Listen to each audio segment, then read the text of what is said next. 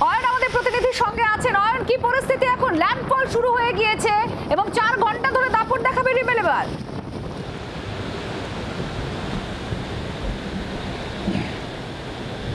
ঘূর্ণিঝড়ের সামনের দিকের অংশ ইতিমধ্যেই ল্যান্ডফল করে গেছে। ঘূর্ণিঝড়ের যে মূল আই সেটা ল্যান্ডফল করতে এখনো পর্যন্ত 2 থেকে 3 ঘন্টা সময় লাগবে। তার কারণ এই ঘূর্ণিঝড়ের যে লেন্থ বা দৈর্ঘ্য সেটা প্রায় 450 থেকে 500 কিলোমিটার বলে জানাচ্ছে আলিপুর আবহাওয়া দফতর।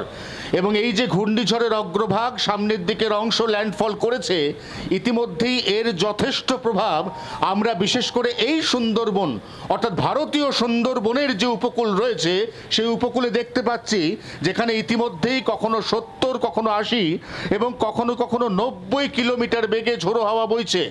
এই হাওয়ার গতিবেগ, তীব্রতা এবং ব্যাপকতা আগামী 1.5 থেকে 2 ঘন্টার মধ্যে আরও বেশ কিছুটা বাড়তে চলেছে। এবং আমি যেখানে দাঁড়িয়ে রয়েছি ঝড়খালি সুন্দরবন এলাকা, সেখান থেকে কিন্তু যেখানে ল্যান্ডফল হতে চলেছে অর্থাৎ বাংলাদেশ সুন্দরবনের মংলা এলাকা, সেখানকার দূরত্ব খুব বেশি নয়।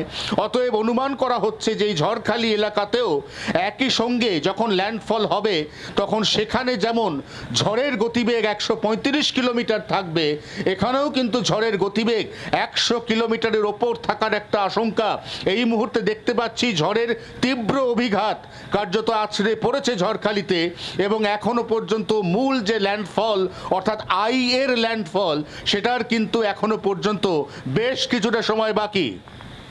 এখন একটু আবহাওয়ার আপডেটও নেব অয়ন তোমার কাছে, কারণ যা পরিস্থিতি এখন এই একেবারে শুরুর মুখে যে পরিস্থিতি, এরপর আই পড়বে, ল্যান্ডফল হবে, তারপর বাকি অংশটাও রয়েছে, ঠিক এই জায়গাটা নিয়ে আমরা অয়নের সঙ্গেও কথা বলবো। কিন্তু আপনাদের যে ইমেজ আমরা দেখাতে পারছি এই মুহূর্তে, দেখুন সেই ইমেজ, অর্থাৎ একেবারে এই যে আই সেই অংশটা এবার এগিয়ে আসছে। সামনের যে অংশ আপনারা দেখতে পাচ্ছেন এটা ল্যান্ডফল হয়েছে, এটা এখন ভূখণ্ডের মধ্যে প্রবেশ করেছে, এরপর আই আসবে, তারপর বাকি অংশটা যেটাকে টেল বলা হয় সেই অংশটা পড়বে। ঢাকার মংলা বন্দর, সেই বন্দরের কাছে পিঠেই এই আছড়ে পড়ার সম্ভাবনা রয়েছে। তবে এখনো যে ল্যান্ডফলের প্রসেস শুরু হয়েছে এটা সম্পূর্ণ হতে 4 ঘন্টা লাগবে, অর্থাৎ রিমেল 4 ঘন্টা ধরে ব্যাপক দাপট দেখাবে এই উপকূল অঞ্চলে। আর এর প্রভাব যেমন ঝড় এবং ব্যাপক বৃষ্টি উপকূল অঞ্চলে হবে, ক্ষয়ক্ষতির আশঙ্কা করছে প্রশাসন।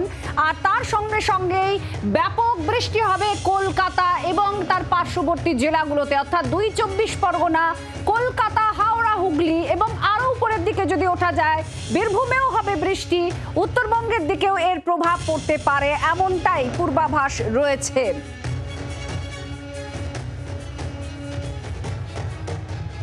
রিমেলের ল্যান্ডফলের প্রক্রিয়া শুরু হয়ে গিয়েছে, আগামী কয়েক ঘন্টা ধরে চলবে ল্যান্ডফল। বলা হচ্ছে না 4 ঘন্টা ধরে চালাবে রিমেল তার ল্যান্ডফল। ল্যান্ডফলের যে মূল পয়েন্ট অর্থাৎ একেবারে শুরুর যে অংশটা, এই যে বৃত্তাকার অংশ দেখছেন যেটা মুভ করছে, সেই অংশটা, শুরুর অংশটা ল্যান্ডফল প্রক্রিয়ার মধ্যে শুরুর দিকে শুরু হয়ে গিয়েছে। আর তার যে মিডল অংশ যেটা মেন পয়েন্ট আই, সেটা আর কয়েক ঘন্টার মধ্যে আছড়ে পড়বে।